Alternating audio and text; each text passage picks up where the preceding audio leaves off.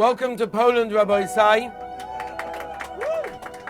First of all, you guys made it. It's incredible. You guys worked hard. It wasn't easy to get here. And it's going to be something incredible. It's going to be an amazing experience. We are in a country where the ground is soaked with blood, with Yiddish blood. And I want to just mention a couple of points. Why did we do this trip? This is not just a trip that focuses on history and our past, but it also focuses on the future. Why does it focus on the future? Because I hope that in each place that we visit, whether it's the tzaddikim that we go to, or it's the makomis that people were moser nefesh and gave their lives al kiddush Hashem, there's a message. There's always a message for the future. There's always a message for our own lives as well, and we hope to take that into consideration and hopefully take that into our own lives. As the Kalever Rebbe Zatzal said over, it's impossible for anyone to put into words the extent of what happened on the Holocaust. Not even a portion of it can be described in any way, shape or form. And we take this trip specifically because the chizuk that a person can get from this trip, if you tap in to the places that we're going to be and you listen to some of the stories of the tzaddikim that we're going to be visiting and the stories of the Poshet Yidden that lived their lives with so much mesiras nefesh, so much emunah in the Rabbeinu Shalom, it's so inspiring. But we have to tap into that. So that's what we're doing here. And I beg of every single one of you, take an opportunity, take the opportunities to be in these places, to listen to the speeches that we're going to be hearing, concentrate, close your eyes, envision, relive, understand to some tiny, small degree what maybe they went through. And we can implement that in our lives. I'd like to give you just a couple of ideas before we move on to our next destination. The Holocaust, as we know, is a story of mass extermination. And although there are incredible, inspiring stories of Yidden that lived with amazing emunah and Hashem, as we just said, doing things like starving on a daily basis, not to eat treif, not to have to eat chometz, to go days and days without food, to put tefillin on. What they went through was amazing, and those inspiring stories we'll speak about. But for a moment, let's understand that that exactly is not the reality of the Holocaust. And that's really not the focus in so many places. You know, we think of the Holocaust as something that took about 6 years, that is the reality. From the start of World War II to the end of World War II was in fact 6 years. But if you count the years that Hitler, Yamach Shemoy, was in power, so it was another 6 years before that, so you could even say it was for 12 years. I just want to bring to your attention the reality of what happened in this country. The reality is actually much, much sadder than that. The thrust of the Holocaust probably happened in a much smaller time frame. From February 1942, 20% of the 6 million Yidden that were killed in the entire Holocaust were already killed in just one time, by February 1942. Just in March 1942, 80% of those that would be killed were still alive. But in March 1943, that's only 13 months later, the numbers were the opposite. 80% that would be killed were already killed, and 20% were alive. That means 60% of the 6 million Yidden that died in this country were killed within 13 months. Operation that happened over here, killing this amount of people in such a short time, was named Operation Reinhardt, which is named after one of the most terrible people, one of the worst people, an SS guard. Reinhard Heydrich was one of the top of the army. He was an architect. He was basically the architect and chief engineer of the SS and Final Solution. He was eventually assassinated by Czech partisans in March 1942. So the operation to wipe out the Yidden in Poland was named after him. Before the war, Poland was the center of Yiddish life, of Jewish life in the world. That means in Poland before the war, there were 3,300,000 Yidden. 90% were killed in the Holocaust. 3 million out of 3,300,000. That means that 50% of the Jews killed in the whole Holocaust were Polish Jews, all within about 1 year. Now, you have to understand as well that although there's the concentration camps that we'll be visiting and we're talking about, I'm sure, and hearing so much about, of the striped uniforms, the SS guards, all the barbed wire and everything else, there were also death camps. Death camps, 4 of them in total. There was no selections, there was no uniforms, they were just simple death. Almost no survivors. Very few accounts of those that survived the death camps. And between these 4 concentration camps, 2 million Jews were killed in these places. The workers in these death camps were called the commanders. These were probably the worst job in human history, to work in the gas chambers. Again, we'll talk about it. They saw everything. There were sometimes revolts. Just to give you an idea, Treblinka, which we're not going to see on this trip, was open for only 13 months. And those 13 months, 800,000 Jews were killed in the 13 months it was operational. Now, we say numbers as if it's nothing. Of course, each one is an olam mole, and I'm sure we'll mention some of the stories of those Yidden that were in these places. But one more fact before I tell you a story is that while Germany was putting Yidden to death across the country in 1939, between 1939 and 1945, Jews, this is an almost unknown fact to many people, some of which were high-ranking officers, actually served in Hitler's army. The Nuremberg Law, which was 1935, 1936, defined as a Jew was if you had 3 or 4 Jewish grandparents. A half a Jew was someone with only 2 grandparents, which means halakhically he's probably not Jewish, but to the Nazis he was considered to be a Jew. Now, or at least half a Jew.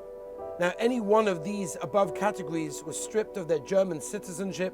Leading up to the war, 1870 to 1930, at least 80,000 mixed marriages across all of Austria and Germany.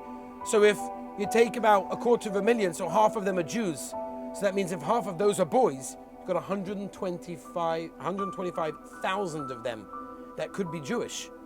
Article 7 allowed Hitler to free people of a label of being a Jew, and Hitler himself actually allowed several high-ranking officers that were Yidden to remain in his close-knit army. 21 generals, 7 admirals. Not all of them were halachically Jewish, but half of them were considered to be half Jews under Nazi law. Germany was the home to Jews who had converted to Christianity voluntarily. They decided, that's it, we're not doing this anymore. We are converting to Christianity. Probably about 70,000 of them. Now, of course, they didn't, they had no shaykhs to Yiddishkeit. They didn't consider themselves or view themselves to be Jews. But that was until the Nazis came into power. The Nazis didn't care if you sprinkled some water over yourself, and that wasn't a reason to be saved. So tens of thousands of Yidden were deported. Warsaw Ghetto alone, that we're going to go visit, 10,000 Jews that actually practiced Christianity were deported. And the tragedy of their deaths was that they had no reason why they were dying. They didn't understand what was going on. They didn't live a Jewish life. And it was the first time in history that conversion did not actually save a Jew. Just to tell you, a Myla that the Kalavar Rebbe Zatzal said over about his experiences, and we'll end with that, this introduction. He said he was transferred one place, one time to the Warsaw Ghetto. There was no crematoria there, but there were men thrown alive into bonfires, particularly anyone that was worn down or could never work. Once there was a group of 4 men that was selected to be burned alive. And the Kalav Rebbe said, I was one of those 4 men selected to be burned alive. I said, Shema Yisrael, I thought I'd be facing my last moment on this world. And he said, when he said over the story, it was 51 years later. I want to make clear, I had no doubts about the Rabboni Shalom's justice, no complaints at all. I knew with Emunah Pshuta and Emunah Shlema that my fathers and their fathers imbued within me, that I was just giving my soul back to the one that gave it to me originally. But a miracle happened. And just then, the gate opened and a group of SS soldiers entered searching for men who were fit for work. In a momentary confusion, I said to the other 3, let's run for it. They said, they'll shoot us. I said, and so what? If we stay, what's going to happen? We ran for shelter, and with Hashem's mercy, we actually stayed alive. The Kalav Rebbe said over this about himself. That's how he was saved in the Warsaw Ghetto. He said, another story I remember, when we arrived at the Warsaw Ghetto, we were terrified. The first sight we saw was there was a row of Jews hanging from a gallows. This was arranged specifically in order to break our spirit. And he ends with one last thing, but neither can I forget. When we were together with the Klosenberger Rebbe, Schos and Yugen Aleinu, and there's hundreds of witnesses that saw what I write, that after a long day of back-breaking labor at the German factory, where we'd been beaten and abused all day, we finally arrived back at the ghetto to have our longed-for daily slice of bread and little rest. Yet what did we do? We ran straight away. We gave up the food and we wanted to put our tefillin on. That's all he remembers. Rabbi said the story of the Holocaust is a sad one. It's difficult to contemplate, it's difficult to digest, but with all of that, there's so much beauty, there's so much emunah, there's so much Yiddishkeit, that if we tap into Be'ez Hashem, we can ourselves get a tremendous chizuk from that. We are standing here in the Umschlagplatz, where so many parents in this exact place may have looked at their child for maybe one of the last times. Just imagine for a moment, you picture the scene of chaos, and the loud noises of the dogs barking, and the Nazis in Makshemom, they were pushing people in different directions. They needed them to get here, they needed to push them on the train, get them to Treblinka in order to exterminate them. You just picture the scene of a moment of a Friday night meal, a Suda Shabbos Kodesh. You have a family sitting around the table. They know something's going on. They know something's about to happen, and all those that were in the ghettos were able to feel it. They were able to feel the tense air. They were able to feel that something was about to happen. Imagine the scene. Father and mother, children sitting around the Shabbos table. And the innocent children are smiling as if it's another Shabbos. There'll be many more Shabbosim, years and years of Shabbosim to come. And the parents are looking at their children and they're thinking, my dear children, you have no idea what's going to be ahead. It's going to be dark times, it's going to be difficult times.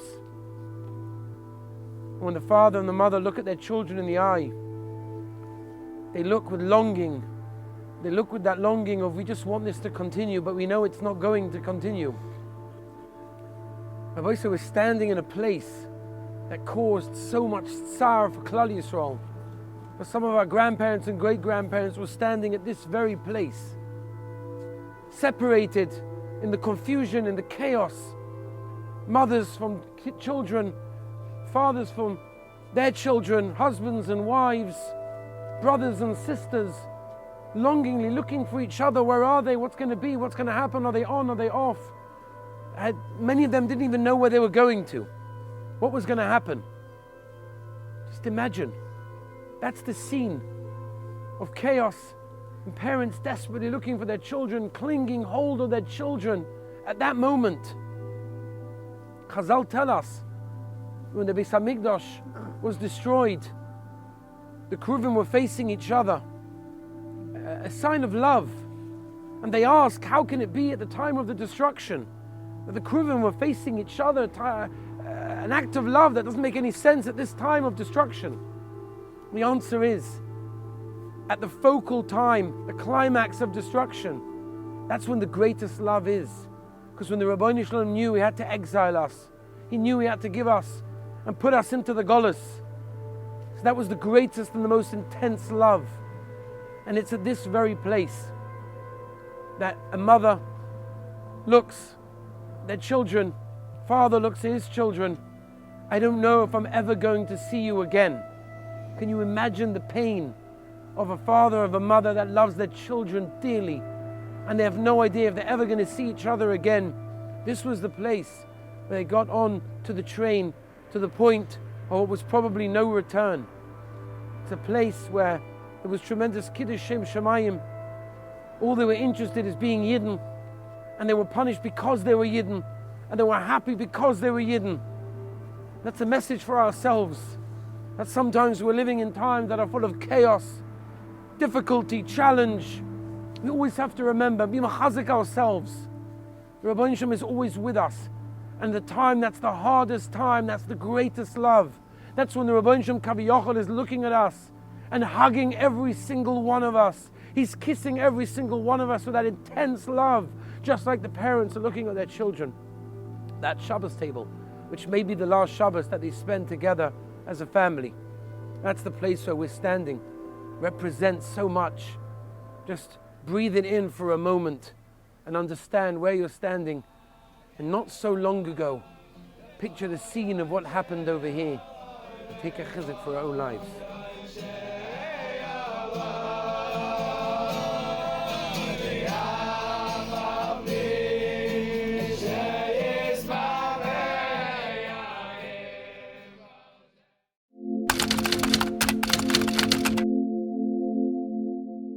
We're standing inside the ghetto, and this is the wall behind us.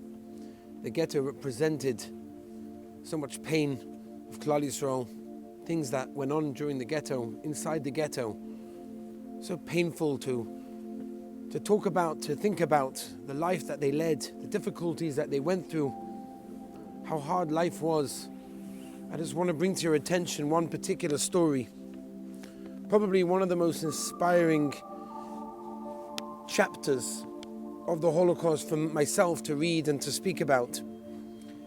Centers on a group of young Hasidic men that were known as the Matis Tovim. The group was led by someone called Matis Gelman.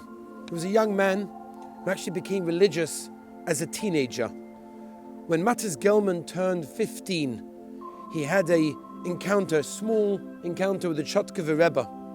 After meeting the Rebbe, Matis decided, that's it, I want to become religious. His parents discouraged him from adopting this new lifestyle, and eventually they ultimately banished him from the house. Matis then fled to Poland, where he became a fully fledged Ger Chassid. And it was there that he brought new levels, and he impacted lives of tens, hundreds of perhaps people, and brought them to new levels of Mesiras Nefesh and Avas Hashem and commitment to the Rabbeinu Shalom. At that time, the Germans stormed through Poland, and they conquered the entire country. As we know, within just a few weeks of his arrival, the Polish army was just no match for the German fighting machine, and immediately the anti-Semitic decrees went out regarding how Jews were to act, dress, and even walk. One of those decrees was against Jewish men having beard and payas. Many were forced to shave off what had become a badge of honor for many Jews. On occasions, officers would mock Jews by cutting their beards publicly, pulling out their hair in a very humiliating fashion. But there was one group of Ger Hasidim that refused to comply and did not remove their beard. The refusal meant that none of the group could ever be seen in public, and therefore they could not go out to obtain food. Nevertheless, their commitment not to shave was so strong. Matis himself inspired all of his followers to defy the orders by instilling in them a message: our oppressors cannot take away our neshamas. Realizing that death almost certainly awaited all of them, he rationalized, if we're going to die either way, we may as well die with the Gemara in our hand and with the word of the Rabbeinu Shalom's Torah on our lips. The group hid in basements and bunkers and would go long periods of time without food. At night, some of them would sneak out and find some scraps they would bring back to others. Soon, eventually the ghetto was almost empty. Virtually no Jews were left. Hoping to smoke out the last few rebels, the Nazis set building after building aflame, and the flames spread quickly throughout the ghetto. Within a day or so, there would be nobody left alive. After the war, a notebook was found with the final record of one of the heroes who died, one of this group. The following entry was the last one recorded in this diary. And it reads as follows: I'm now alone. No one else left here with me. The suffering we've experienced over the past few days is unimaginable. Most probably the flames will consume me within the next few hours. The thick and suffocating clouds of smoke are seeping through the cracks into the room where I'm hiding. No doubt, it's permissible for me at this point to give up my life and jump into the flames of fire. I fought hard and violently. This would enable me to forfeit the rest of my battle and therefore my pain. But I recall the famous story, one that was recounted by the Chofetz Chaim when he lost his child. The story took place during the times of the Spanish Inquisition. The identity of one of the Marranos had finally been revealed, and he was able and forced to take his family and flee on a moment's notice. Having to leave all of his wealth and riches behind, he made his way through the secret tunnel onto a ship and ended up in Morocco.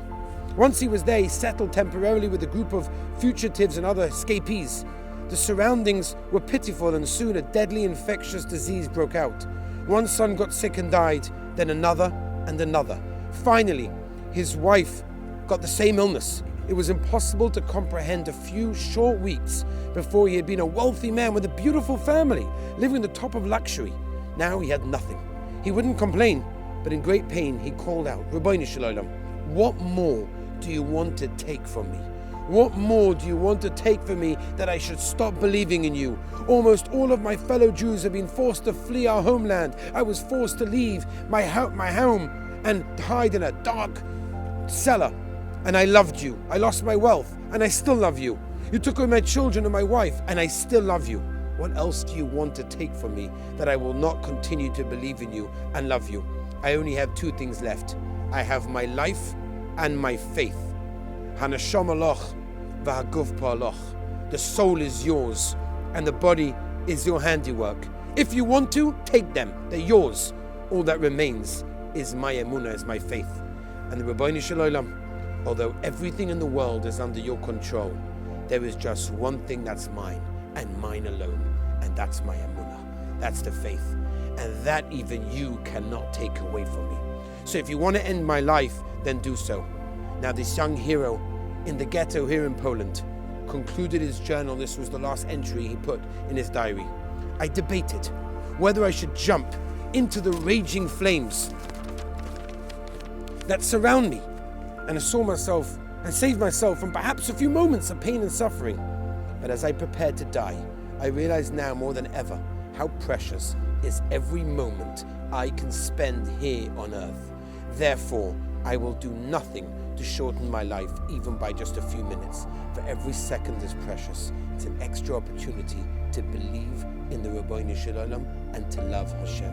I no longer have my family or friends. They've been taken away from me. But there is someone left with whom I can spend these last moments, and I want to spend them with you. So I choose you, Hashem. To you, I choose to say to you that nothing you will do will ever break me. It's here that I choose to crown you, here that I choose to love you. Jump in the flames? Never. I'll continue to fight to be with you, to believe in you, until the very last moment, until I can fight no longer. I will love you forever, dear Father.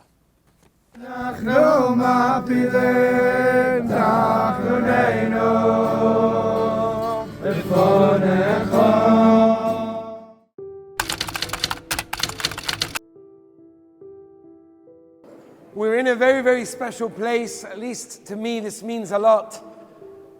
I believe very much, as we just heard, that our yeshiva started right over here. Many, many years before Yeshiva Space David was established, Rabbi Shapiro had this vision that a yeshiva should be somewhere where the Bochrim feel at home, somewhere where the Bochrim experience not only the Ruchnius, but also the Gashmius. And it all started right over here. Rabbi Shapiro, this incredible, unbelievable Yid and massive Talmud Chacham, someone that saw, by the way, people always look at Rabbi Shapiro as a visionary for the future, but he was very much concentrated on the past. Rabbi Shapiro built this yeshiva called Chachmei Lublin. Why is it called Chachmei Lublin? Because he wanted to bring back the Chachomim to Lublin. This was the place where Torah resided. This is where the Rabbonim and the Gedolim came out from. And he wanted to continue that. He wanted to make sure that the Torah emerged right here again from Lublin. We're dealing with a Yid that understood to be the Achdus of Klal Yisrael. His whole idea that he presented to Klal Yisrael was an amazing thing. And he said, and I experienced this myself, and anyone that travels experiences the same thing.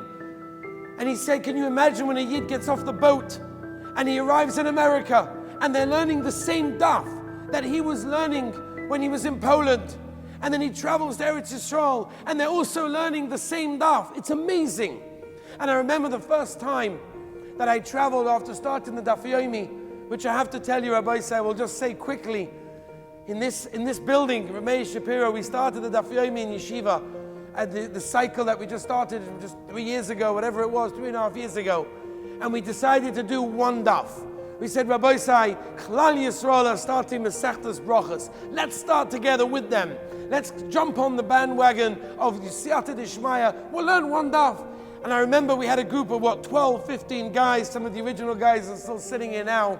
And we opened up Masechtas Brachas, and we said we're going to learn one daf. And the Olim said, no, let's continue.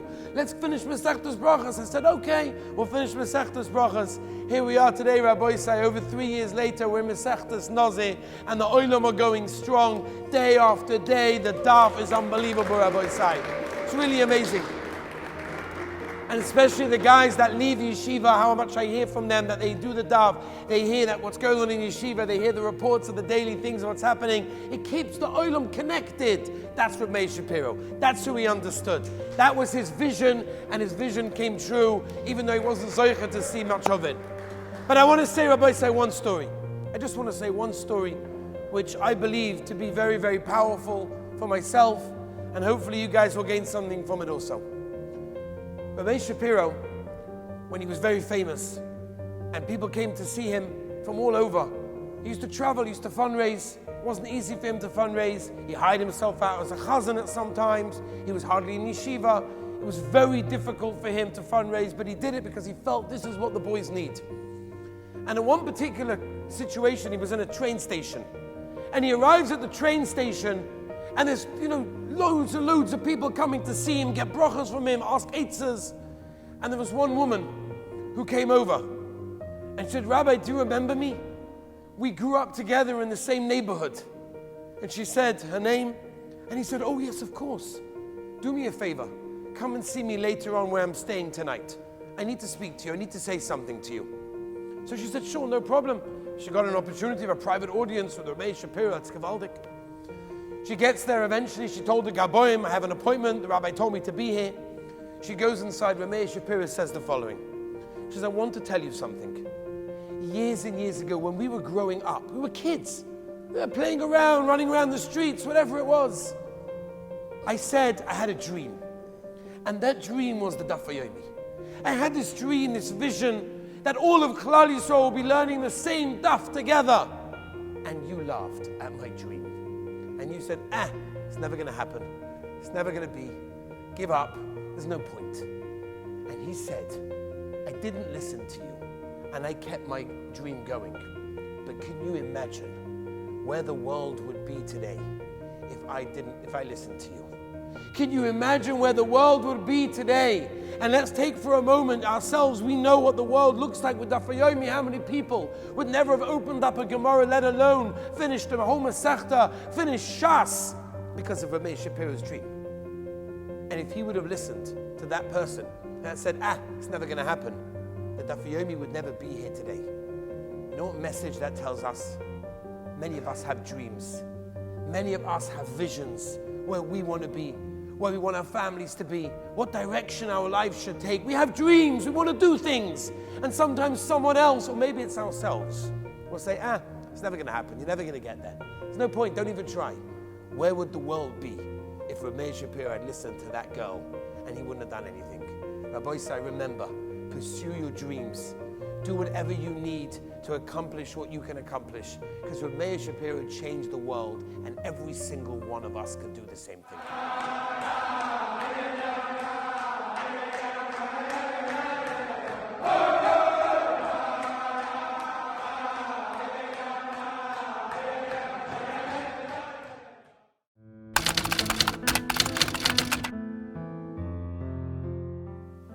So we're standing at a place that ended so many people's lives. Each each of these people, each of them had a personality.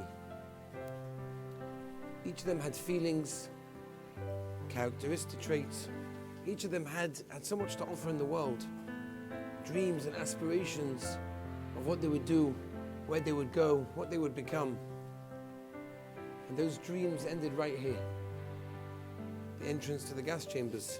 I just want to describe to you just for a moment, before the gas chamber itself, just to understand a bit of the life of what they went through, and some of the godless of Klal Yisrael that we see shining out from some of these stories that can give us so much chezek, that before they went and got to this place, who they were and what they did.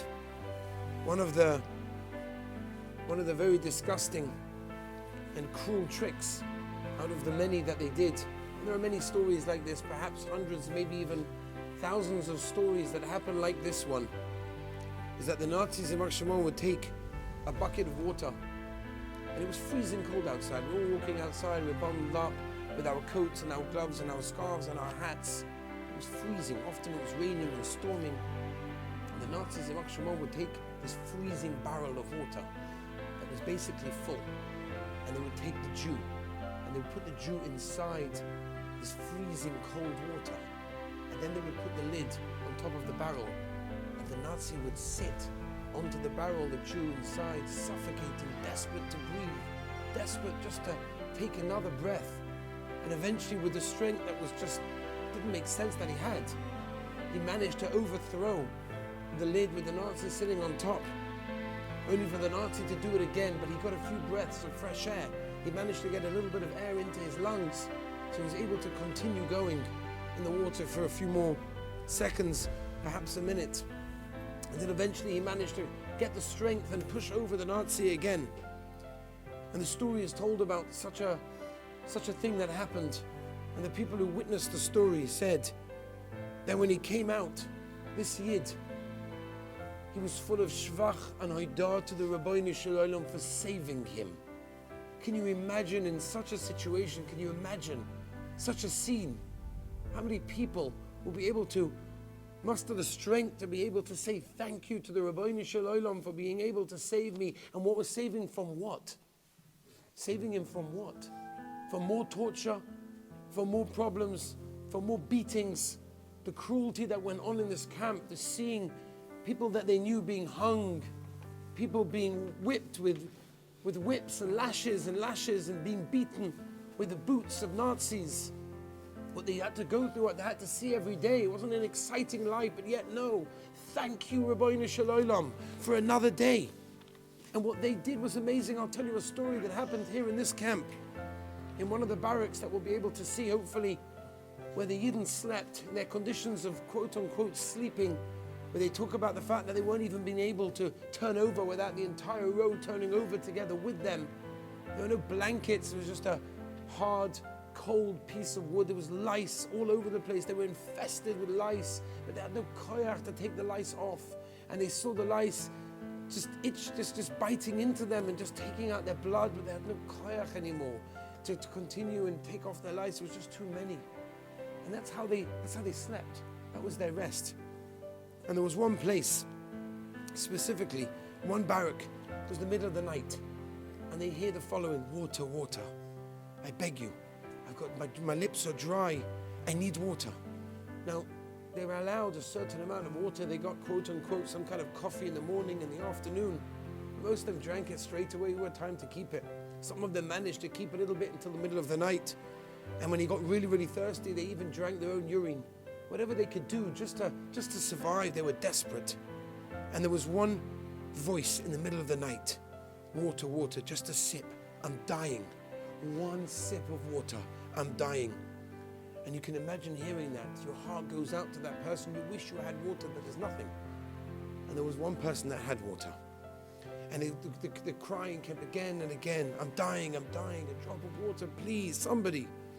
And one of the girls lifted a corner of her blanket and she revealed a cup with a precious sip of coffee that she saved from her evening ration. And she reserved it for the next attack of hunger and thirst that would happen in the middle of the night.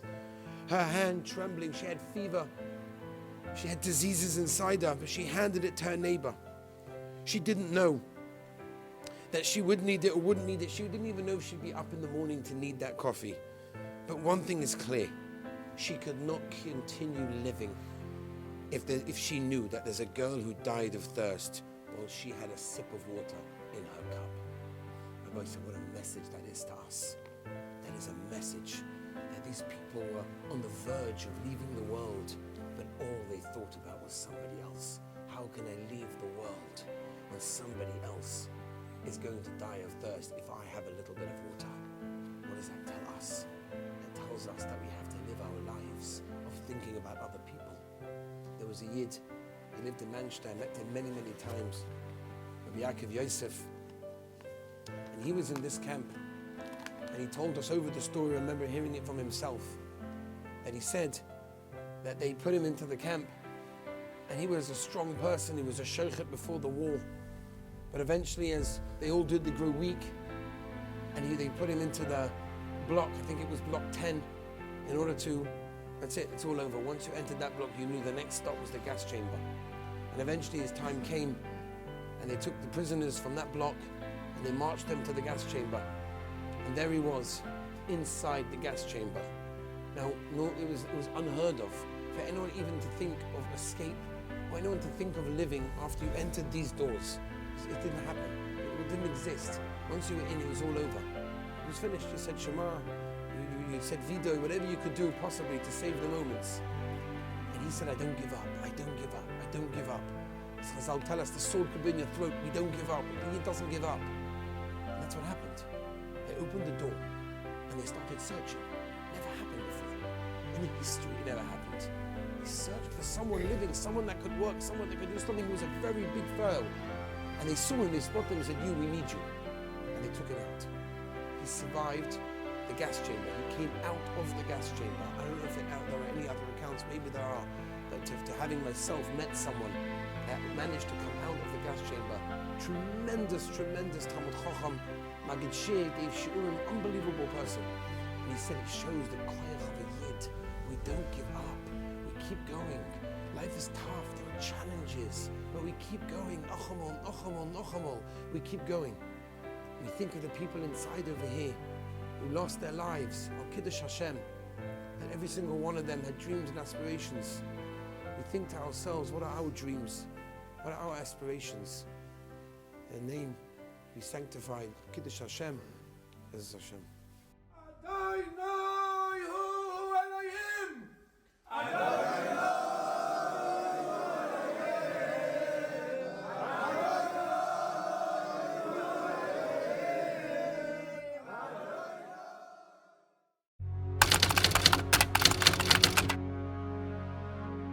Rabbi Sai, we're here in Majdanek.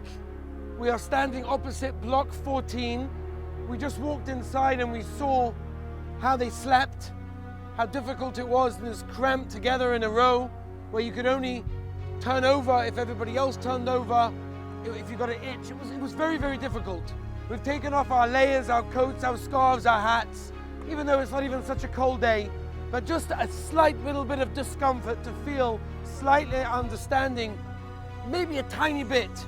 Just imagine if you have, not that what you have, which is a nice pair of boots, and many of you are wearing nice undershirts and a little bit of warmth, socks. They didn't have socks.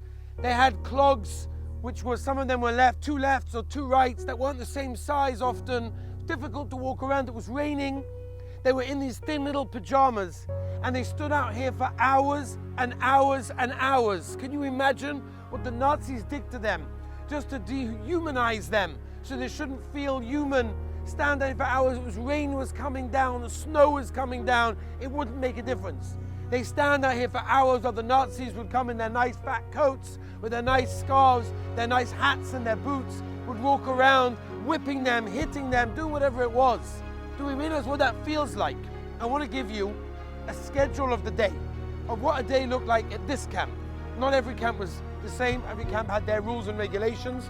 I want to give you a account that was given by a survivor of this camp of exactly what happened. Just understand, okay? 3 a.m., dress quickly, dress quickly, make your bed. Punishments if you were slightly irregular or late in making your bed, of 25 lashes to your bare skin, which was after you got those 25 lashes, it was impossible to sit or lie for an entire month. That was if you were slightly late in making your bed. Everybody had to leave the barracks immediately. Right here, they stood right here where we're standing. It was still dark unless the moon was shining. People are trembling. They hardly had sleep. It's freezing cold. They would bundle together as much as the Nazis would allow them to get a little bit of body warmth.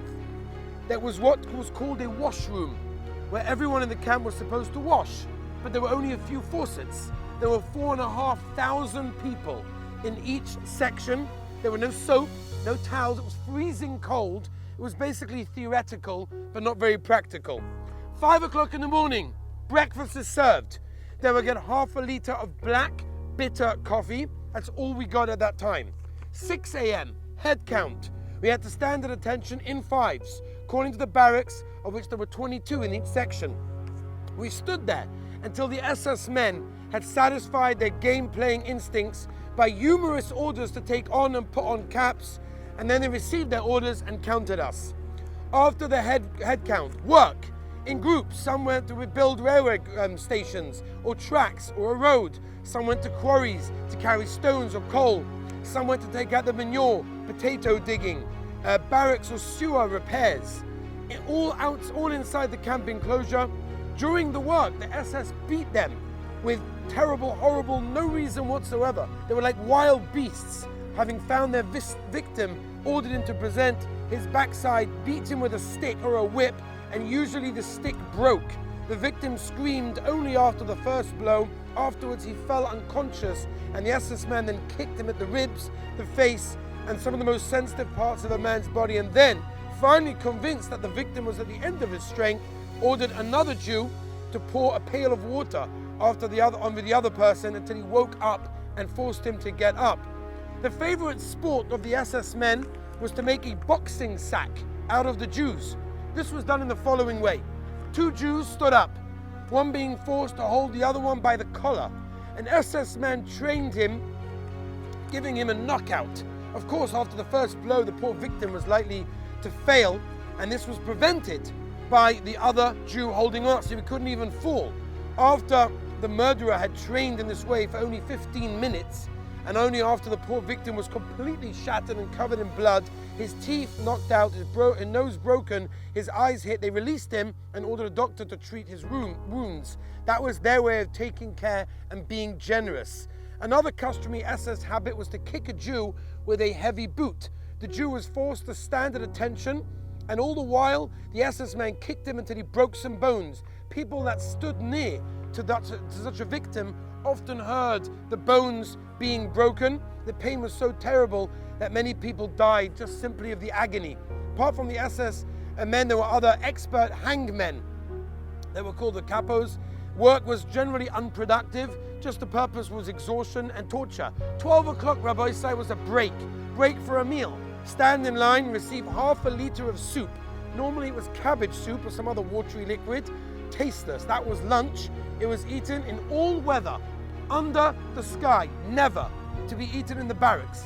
No spoons were ever provided for their soup, even though there were wooden spoons lay on every bunk, probably just to show for the Red Cross when they came to check out things that they had spoons.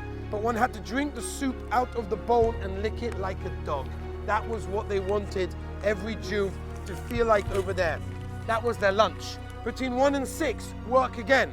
There were days of punishment when lunch was given together with the evening meal, and it was by that time cold and sour. So our stomach was empty for a whole day, and afternoon work was the same, lashes, smacks, boots, everything. 6 p.m., evening head count.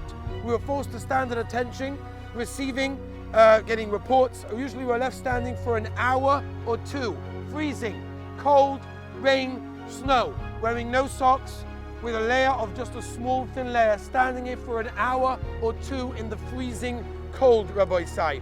This is what they went through. We cannot and should not and never will, but Be'ezus Hashem, feel that.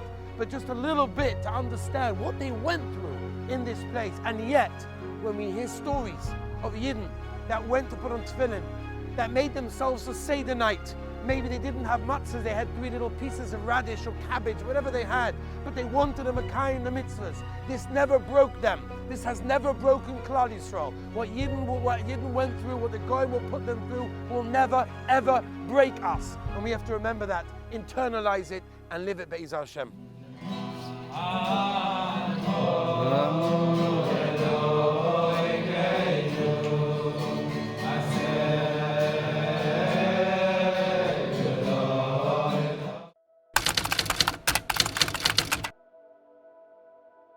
Rabbi, say here we are. Crematoria, Maidanik. This is where the Yidden, the bodies that were gassed, placed into these ovens, turned into ashes.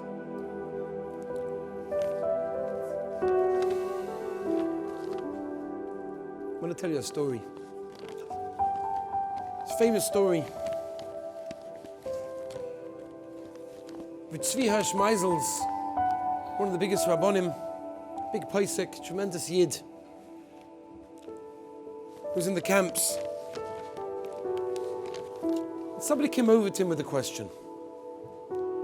The father came to the Paisek with Tzvi Meisel's with the following shaila. And he said, my son was taken. And my son was taken to the block that I know there's almost no return. It's the place that's the last stop before the gas chamber. Almost nobody emerges alive. But he asked the following question.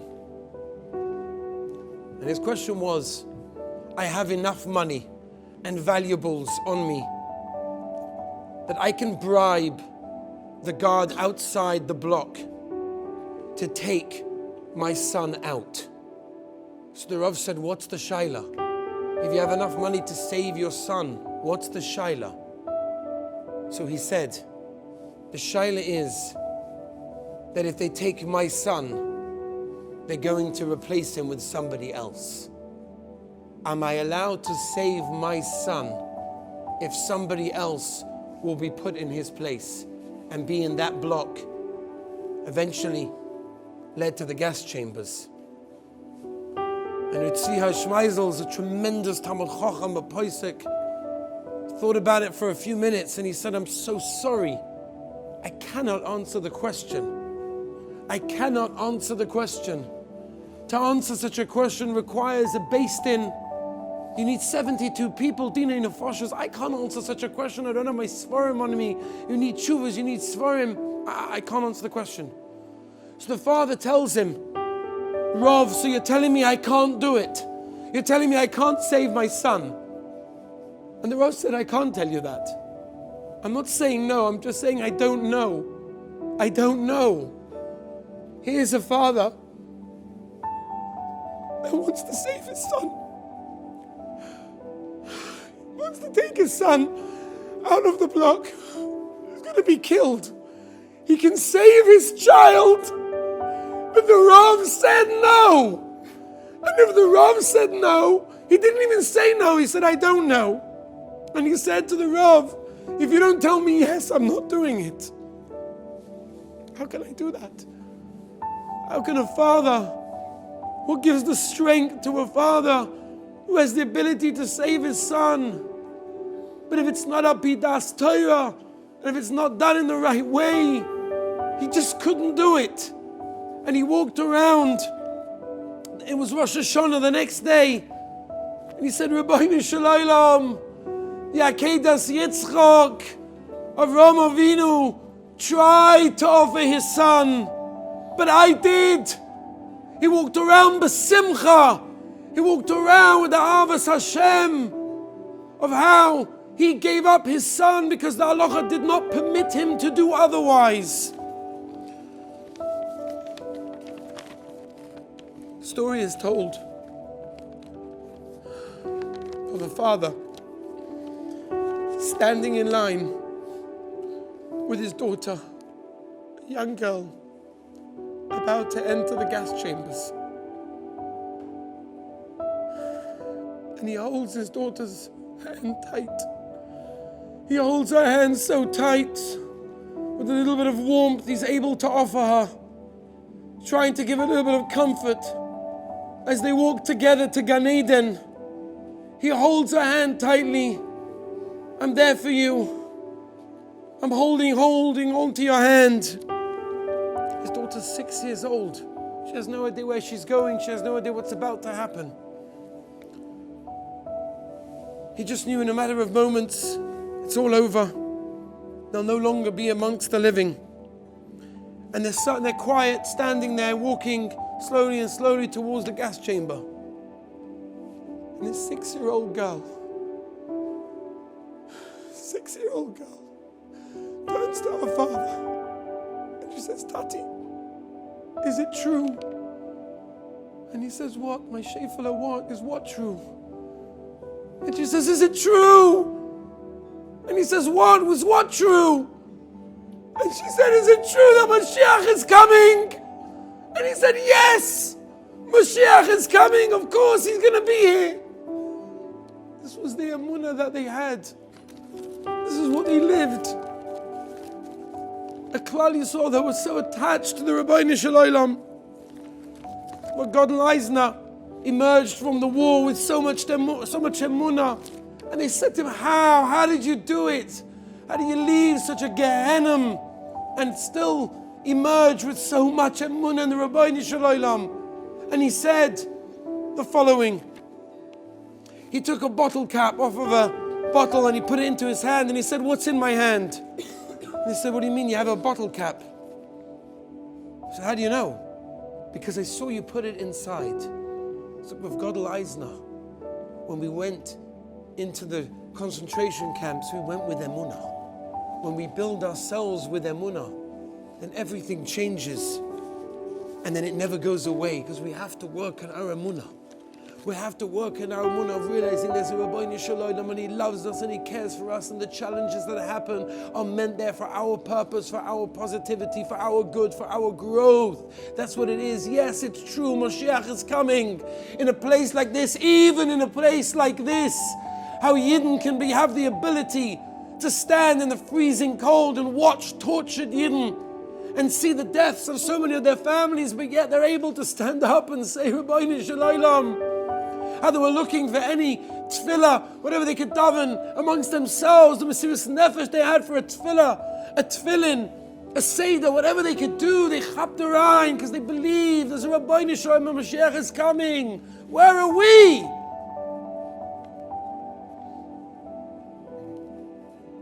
There was a speech about a week and a half ago. Mrs. Paley.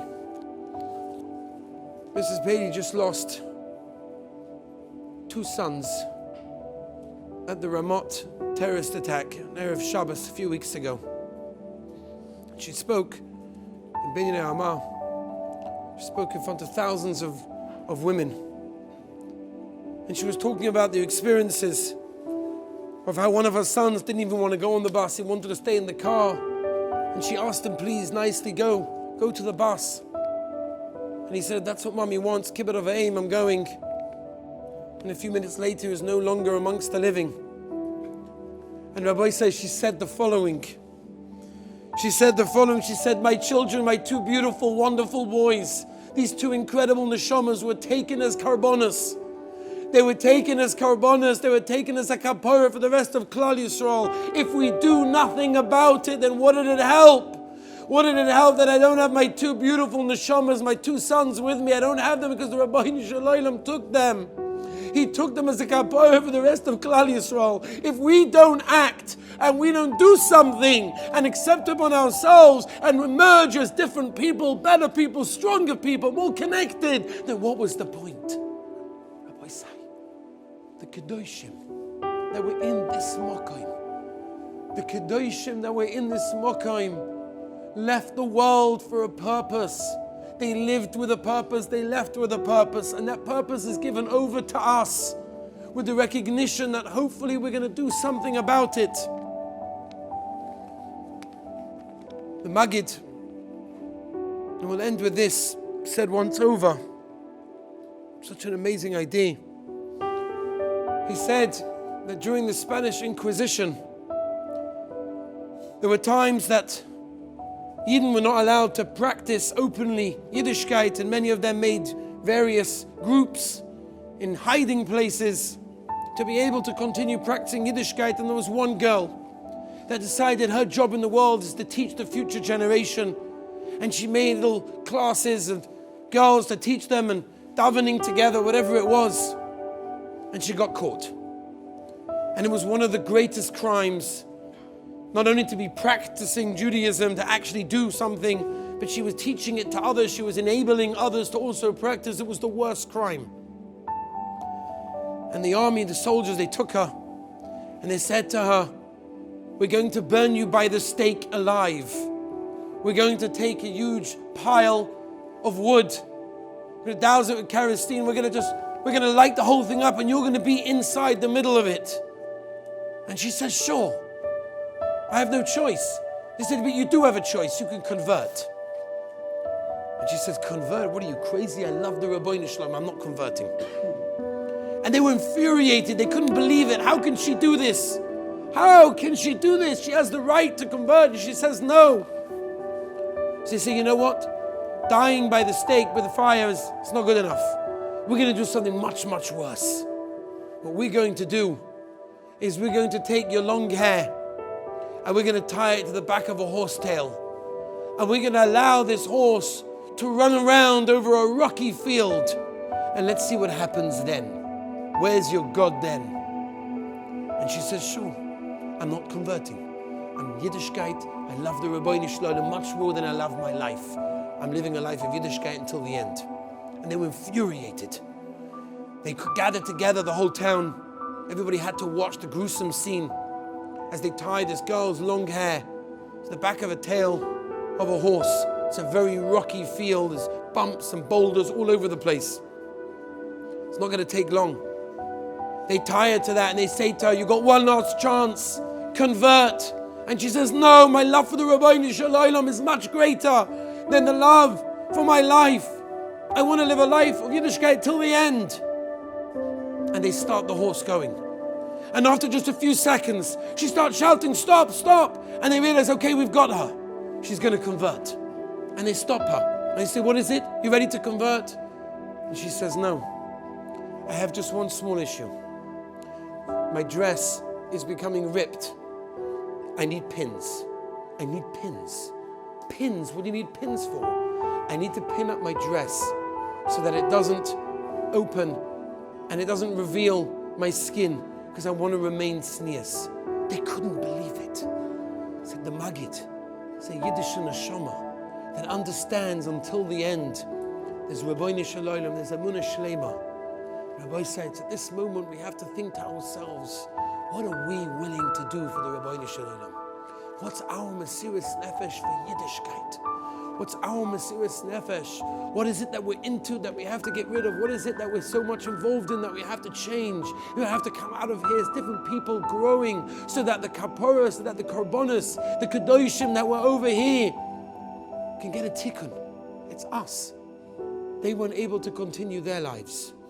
But we, Baruch Hashem, have a life. And we're able to live that life al Kiddush Hashem.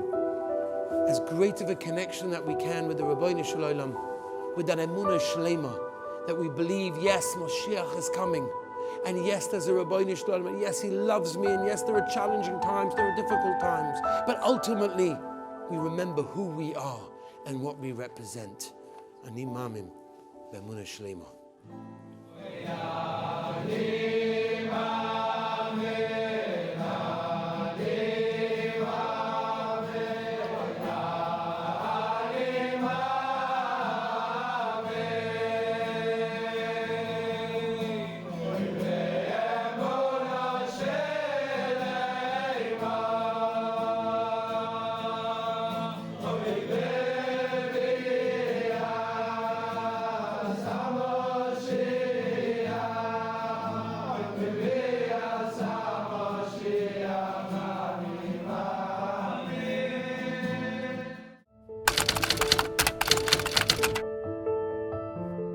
When we go to a Beis HaKvaros, we go to a cemetery, What are our thoughts meant to be directed to? Our tefillahs that we say, what are they meant to be directed to?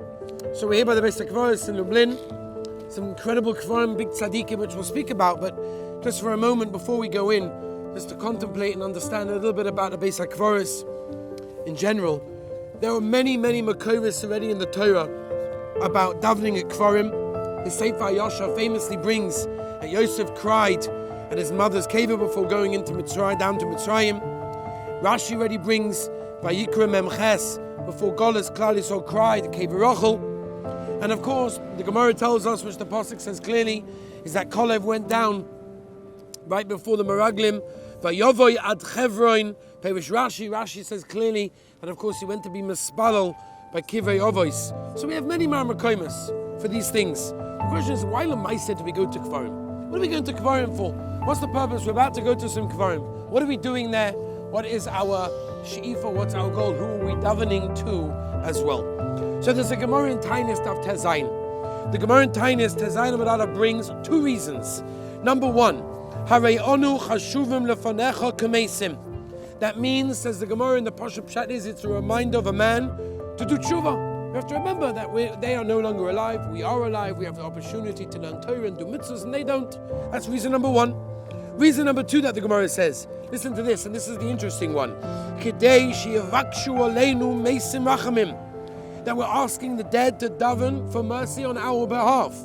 So it's an interesting one, because then the second reason of the Gemara seems to be mashma, that we're davening to the meisim. That we're davening to those that are buried there to daven for us. They should go up to Kiss HaKover, but we're davening to them. Now there are two problems. What is the problem with davening to someone who's no longer in the world? Number one is Sarah Sadibra, it's Parashas Yisrael. You can't have other gods. What do? You're davening to the mace. That's number one. Reason number two, and this is the major one, V'doirish ala meisim. You're talking to the dead. You're consulting with the dead. That is a problem, and that should be an issue that is dealt with about when a person goes to Kvarim. So what exactly does the Gemara mean? Because the second reason the Gemara brings for going to a keva seems to be to talk to the Mesim so that they should daven for us, Rachamim, in Shamayim. So there's a Shloah Kodesh, a Pri Begodim, there's also a Maramshik, many Marmakomis that say you speak directly to the mace. You speak to the niftar, you speak to the tzaddik, you're speaking to the kever, you're telling him this is what you need. You're speaking as if you're davening to a person, and you're asking them to daven to the Rebbe Shalom on our behalf. By the way, there's a reason that the Heilige Chassam Sofer did not say the tefillah Machnise Rachamim, because you're talking to the Malachim. So Chassam Sofer never said it, because it's whatever, he held differently at that shita. But Akaponim, the Shloah Kodesh, the Pri Megadim, and the Maramshik says you're davening mamash to the Mesim. Shach and the Bach bring Rishonim, right? The Chuvas Reb Chaim Paltiel, also the Maril, that says clearly Cholik Mamish B'Charifas. They strongly disagree. How can you speak to the Mesim, V'doirish ala Mesim? You're not allowed to do so. Elamai, it means we're davening b'schus the Mesim that we're standing in front of. Most poskim halacha lemaisa, and that includes the Beheitiv, the Chayod, and the Mativ Fry, and the Kitzur Shulchan Aruch, and others, go with the second mahalach, that we don't daven to the mace, to the nifta.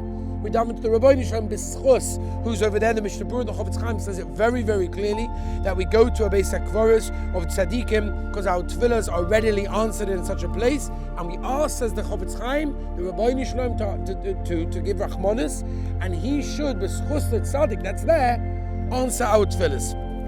The Minchas Salazar, the Heilige Minkatsha, brings Gemaras and Zoyas, Al-Pi Kabbalah, left, right, and center, to show like the first Mahalach. And he says not only is it mutter, but it's a mitzvah to do so, to daven to the actual Mesim over there. But I want to just tell you two very important Mylas of davening at Kvarim, Kivit Tzadikim, and the cemetery in general, of which we're going to be doing over the next few days.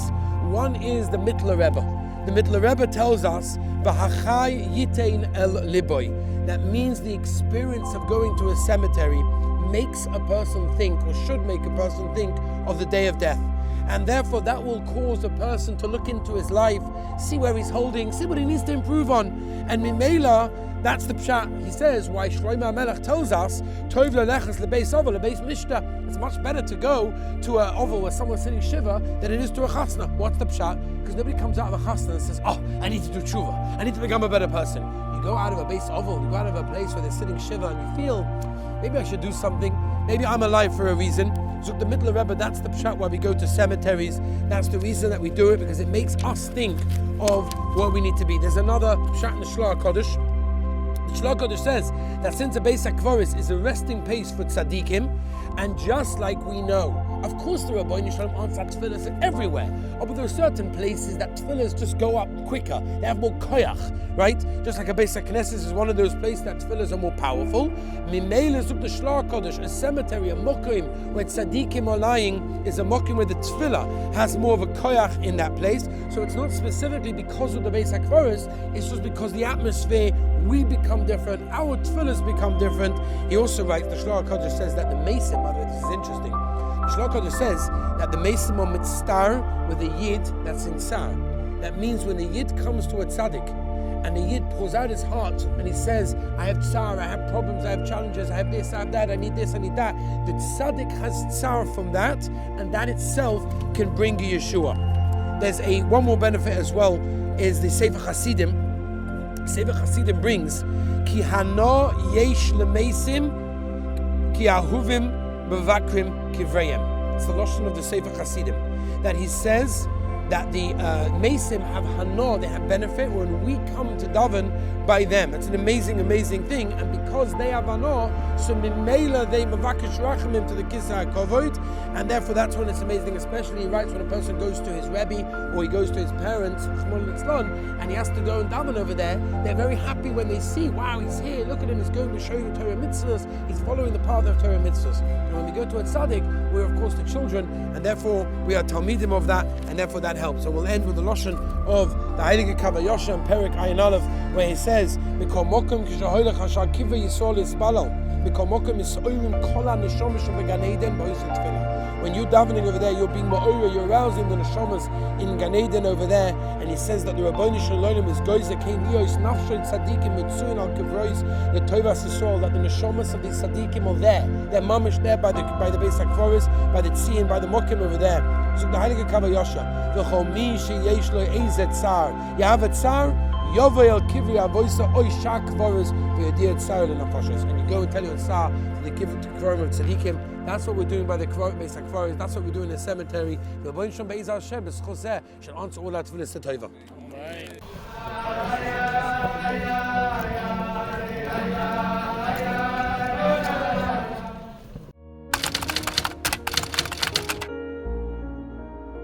We're by the scene of the Heilige Heiser, Rabbi Yaakov Yitzchak ben Avram Eliezer Levi Horowitz, and a direct descendant of the Heilige Shlach HaKodesh, and the Bach. He was a Talmud of the Maggid Mezrich, and took over afterwards. He actually moved to Lublin in 1794, opened up a Beis Medrash, and thousands of Hasidim actually flocked to learn from him.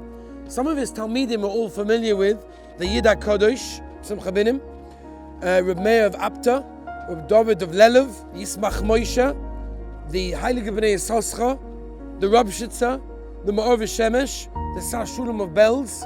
We're talking about some of the greatest tzaddikim were his Talmidim. So we can understand if that was the Talmud, then can you imagine who the Rebbe was? So I just want to give you a few maaseh, just so we should understand who was the Heiser. First of all, the Heiser every single day said Birchas HaShacha, and they say that anyone that was present at the time when the Heiser said Birchas HaShacha, when he said the brachas, the Malachim answered Amen. In that case, over there, the Heiser once said the following. He said, I prefer a Rasha who knows he's a Rasha to a tzaddik that knows he's a tzaddik. Why? Because the Rasha knows the emes. But anyone who thinks he's a tzaddik is actually deceiving himself. And in keeping with the Baal Shem Tov's teaching, the Heiser was very, very big into maintaining simcha. I mentioned this once in the Tefillah Sheh. If I'm not mistaken, the Heiser had a minig that right before he davened, he went to a child and he gave them a lollipop. And then he went to daven. And the Talmidim said, Rebbe, what are you doing before davening, giving a lollipop to a kid? He said, you have to understand, when you give a kid a lollipop, he gets all geschmack, he's besimcha, he's happy. A lollipop is great for a kid, right? I want that simcha. I want to daven matruk simcha. So maybe I give a kid a lollipop, I see the simcha he has, I want to try to reflect that simcha and be able to daven in the same way as well. And that's what he was very, very into. In fact, the Heiser, before learning Torah, right before he learned Torah, he was very, very big on of. Before learning Torah, he would say, Rabbi Shalom, how dare I learn Torah? How dare I learn Torah? It's not even a gay. One time he was coming back from Tashlich, Rosh Hashanah, and he met Rabbi Naftali Rabshitz, the Heilige Rabshitzer, and the Rabshitzer was running towards the river that the Heiser was just coming from Tashlich. And he said, the Heiser said, Rabbi Naftali, where are you going? Where are you running to? So the Rabshitzer answered, I'm going to retrieve all the Averas that the Rebbe, the Heiser, threw away, because whatever the Rebbe considers Averas are actually mitzvahs for me. That's where the Heiser was holding in that case. Just to give you another example as well, why was he called a Heiser? Because he worked his entire life on the Koyach HaRe'iyah. He would cover his eyes from the public, and he would make people walk with him to be able to see what was going on. He was actually blind in one eye, and even though he was blind in one eye, and because he protected his eyes so well, he was able to see from one end of the world to the other end of the world. Before the Rebbe Myla, that we're going to be Ezer Hashem, just a few hours, we're going to go to the Heilige Tzien, the Rebbe Myla. Right before the Rebbe Myla was nifta, he divided his koichos into 4 of his primary talmidim. The Leiv he gave to the Kozhnitzer Magid. The Moyach he gave to Rabbi Menachem Mendel of Rimanov. The Einayim, the eyes, to the Chayzim Lublin, and the Peh he gave to the Apterov. That was the Rebbe Myla gave over to his talmidim. His midah of kas was very, very much worked on as well. In fact, once on Erev Pesach, a man came to his house crying for food. He was desperate for food. The Rebbetzin answered the door, and she gave him some matzahs. He wanted some matzahs, so she gave him Erev Pesach, a bit of matzah, why not? Leila Seder, she chapped, she had given him the matzahs that the Rebbe had baked and put aside for the Rebbe to use for Leila Seder. The Rebbe, of course, chapped it, didn't say a word, everything continued as normal, and at the end of the Seder, he turned to his wife and he said the following. He said, a mashu of chometz is the Rabbanon, a mashu of kas is a doraisa, and the person has to be careful. We'll end with one last maisa, of which I don't know all the details. I think I said it here last time I was here 4 years ago, but I can't find the paper, so I'm not going to say all the details. But the basic idea was that when the Heiser died, his kids divided amongst themselves some of his possessions. One of his children took his clock. The clock in his study, the clock in his office was a big clock, and he decided he was going to take it. And he took it with him, and he went traveling the world. He put himself in Golis, and he got to an inn, and he stayed there for a few days. And the innkeeper said, okay, now you're leaving, can you pay me? He realized he forgot his money. He's got nothing.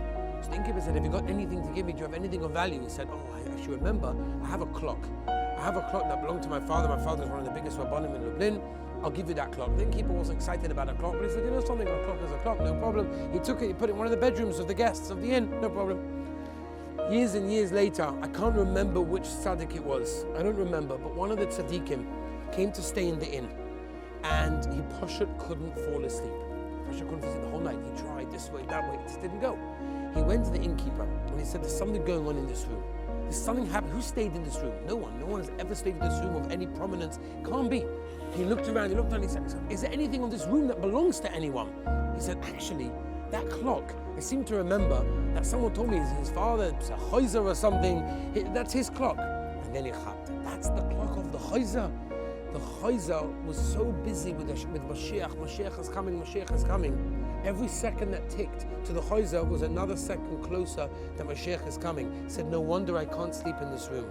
This is the room that the Heiser, the clock that the Heiser used to wait for Mashiach. That was his waiting, his yearning for Mashiach. And that was the message that the Heiser brings to us as well. Shitaka, daven over here for Mashiach. Daven over here that the Rabbi Shem brings us Mashiach. Yeshua to Klal Yisrael. Beis HaMikdash HaShlishi Be'ezah Hashem B'meiv Yameinu Amen.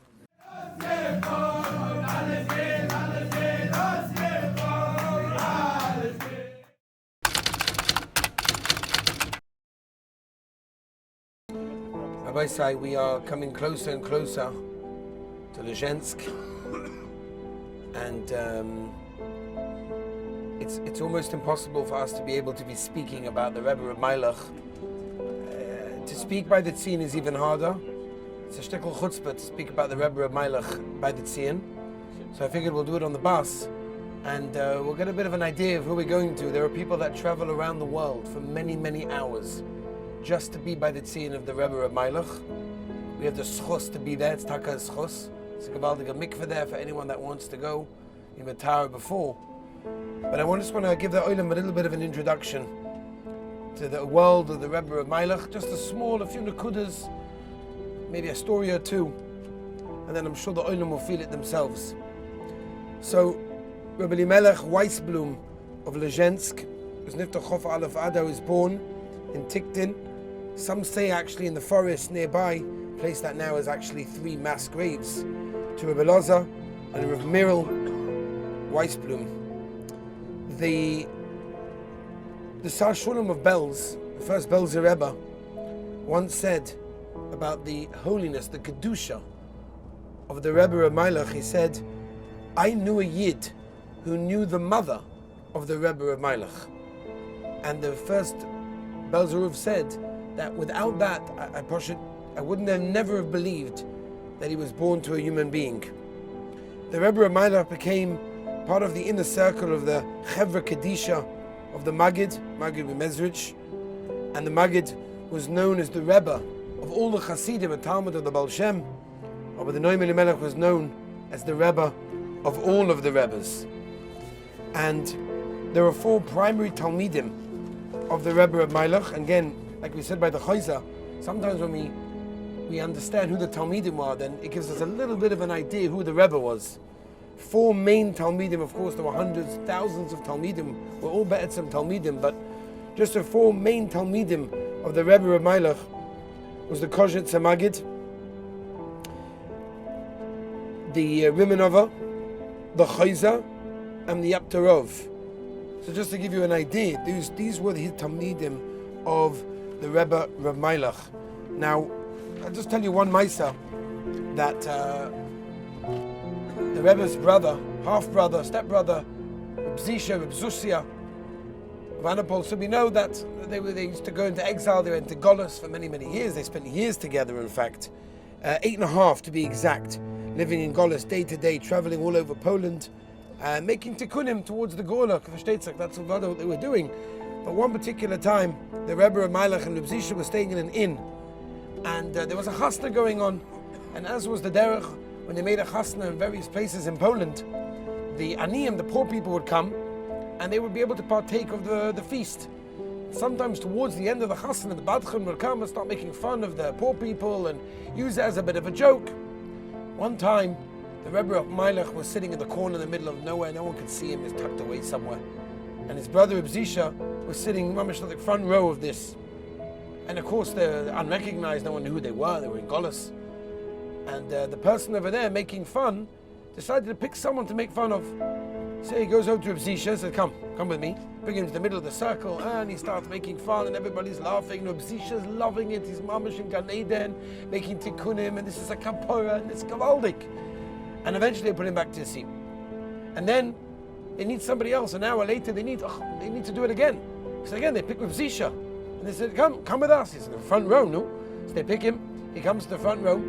And all this time, his brother, the Rebbe of Myla, is looking. And he's seeing what's going on. I also want to have this kapara. I want to do the same thing.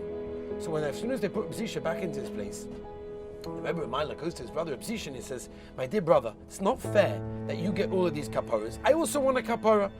So let's switch seats. I'll sit in your seat, front row. You'll go all the way to the corner where I was sitting, where no one notices you. And this way, I'll also have a bit of a kapara. A few minutes later, they're looking for somebody else to make fun. So they decide, we can't go to the same person we've been using, the same front row. Let's go somewhere in the middle of nowhere. Go to the corner over there, and then Chat Reb Zisha. The Chat Reb Zisha, there he was. Rebbe Myla understood from that everything's bashkocha pratis.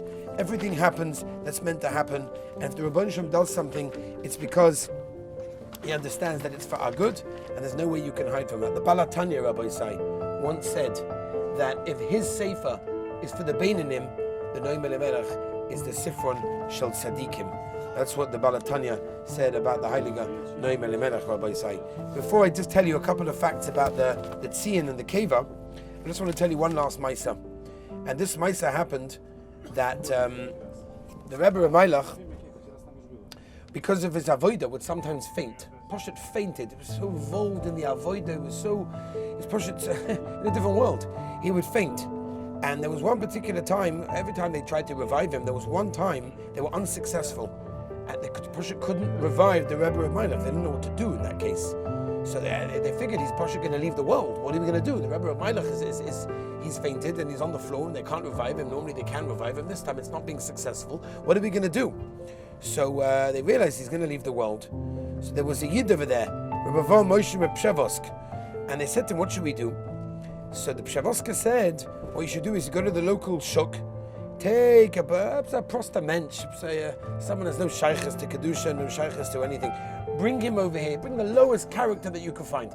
Bring him to the Rebbe of Myla, and if you bring him to the Rebbe of Myla, he'll touch the Rebbe of Myla, and you'll see what will happen. And the Pshevoska told him, and then that's what they did. They run to the shuk, they find the prosta Yid has no shaykhs to Kedusha, mamash, one of the lowest people, and he comes in, and he doesn't know what he's doing there, and they said, just, you see that rabbi on the floor? Touch him.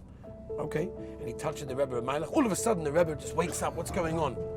And they said afterwards that Enochanami, he'd fainted, but even if the Rebbe of Myla would have been out of this world and his neshama would have left his guf, then the fact that something Tomei touched him would have caused Poshet Tchias Hamesim, because he was so Kodesh, so holy, that anything that was the opposite of Kedusha, he Poshet couldn't stand. So I say we're dealing with something very, very special, something which again we don't really comprehend. We can say all the stories that we want, but Lemaisa we don't really understand. In fact, I'll tell the Olam one last story. Gavaldiga Maisa, this one, I say. But again, you have to really believe, you have to understand. The Maisa goes like this. There's a famous story of the Ropshitzer, Heilige Ropshitzer.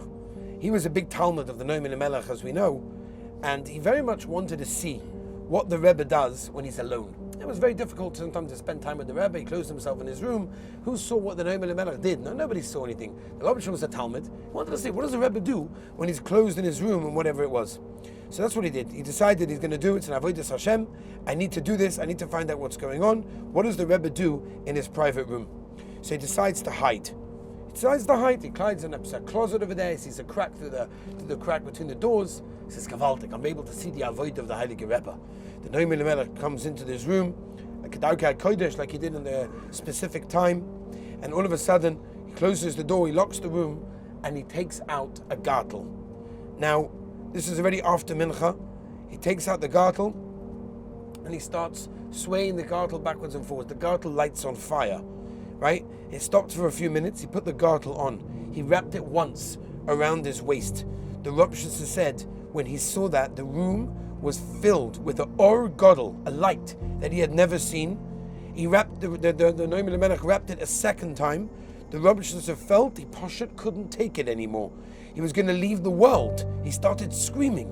The Rebbe of Melech said, Avdullah, come out. He crawled out of his hiding, and the Rebbe said to him, if you would have remained here when I wrapped the gartel a third time, you would have died from the light that would have been revealed. Get out of here and never do it again. I say we're dealing with a Yid that Poshet we don't understand. But I'll tell you a couple of things. First of all, like this. The Radomska was traveling to Lezhensk. And the owner was saying to him, what are you going all the way to Lezhensk for? There's tzaddikim all over Poland. There's great tzaddikim, big forests. We've seen many of them ourselves. There's so many tzaddikim. Why are you going to Lezhensk? Listen to what the Radomska said. He said that the tzaddikim that are buried in other places have no shaykhs to this physical world. But the Noam Elimelech could be with a talis and tefillin, and he will hear even a mundane bakosha from any yid in the world that comes to him. So that's where we're going, Rabbi say.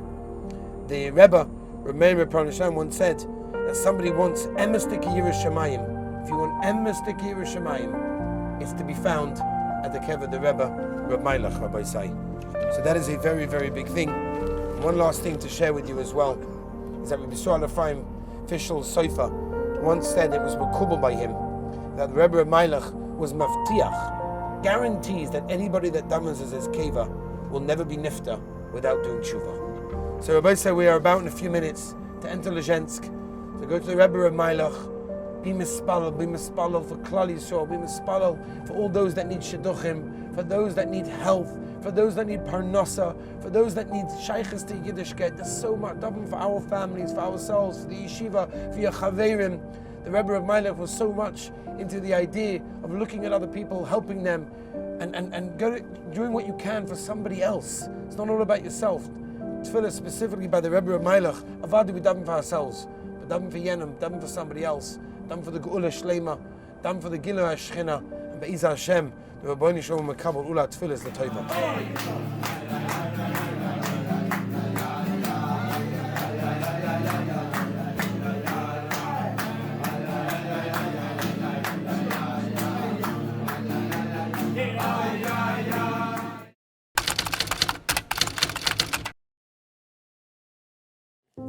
Okay, Rabbi Sai, we are by the gates of Auschwitz, where the name just sends chills in your body. You hear the name Auschwitz, a place where the most amount of Yidden were murdered in cold blood by the Nazis, Yimach Shemam Zichram, in this very, very place.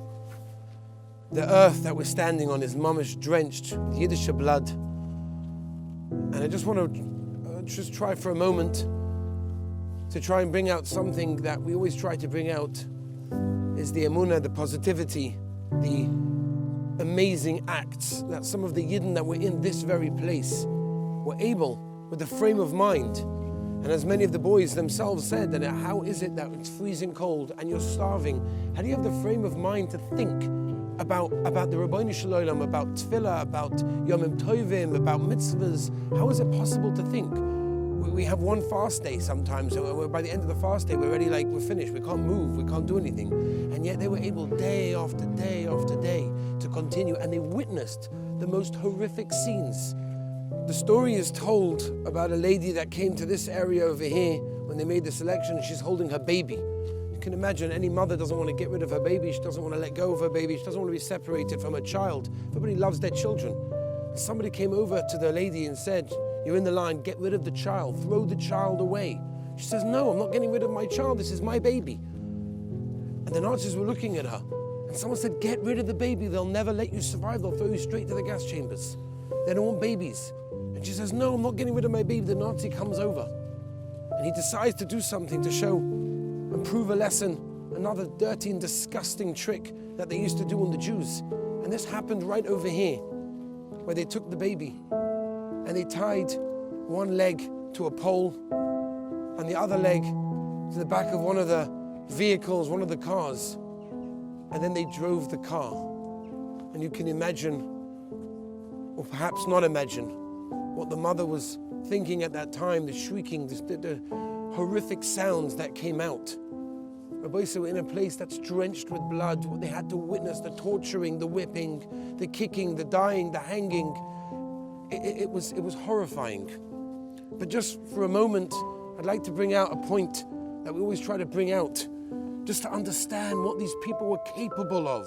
From whatever they saw, whatever they went through, still the Rabbeinu Shalom was ringing in their ears, was in the forefront of their mind. The Kalav Rebbe, Schossen Yugen Alenius, Yotzek was just yesterday, said over the following Mysa. He said, "I will never forget the sight that met my eyes when we came to Auschwitz, 3 days before Shavuos.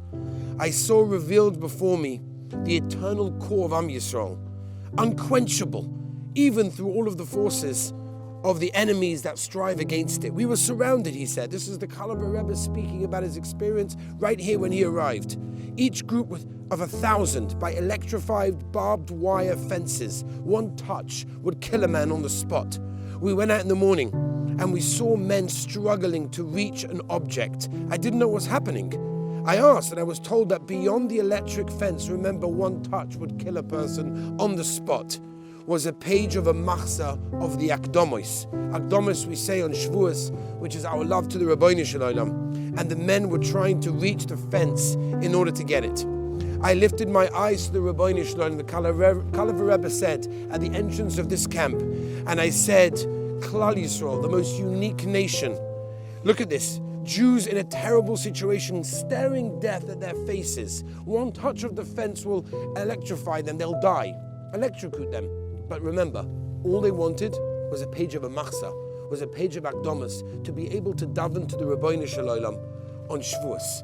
This is what was on their minds. This is what interested them. This is what it was. Rabbi Yosef Friedenson said over, he has 7 diplomas from German universities of death, because he went to 7 different camps. And he said over, one of the stories is that when he was walking past one of the fences, so the ladies section, the women's section was on the other side, and there was a youngish girl there. that was shouting something, and he wanted to hear what she said. So he went over to the fence and he tried to listen. Sveda, Sveda, Sveda. Ooh, you want a sweater? Where am I going to get a sweater from over here in Auschwitz? But he had some connections with someone that worked in one of the places that they stored all of the belongings of the Jews when they came in. And he managed to smuggle a sweater, something so dangerous he risked his life. He put it on under his uniform, and the next day he went back at the same time and he found the girl still there. And he managed, without anyone seeing, to throw over the sweater. She looks at it, she says, "What's this? You wanted a sweater?" And she said, "No, I wanted a siddur. A siddur, that's all I wanted." Rabbi said, just imagine what we're going to see. The terrible sights of the hair and the shoes that represent every Yid that ever walked over here, and the torture that they saw. But remember one thought, that all they were interested in was the Ribbono Shel Olam. The emunah that they had in the Ribbono Shel Olam was incredible. Remember that as we go through this camp.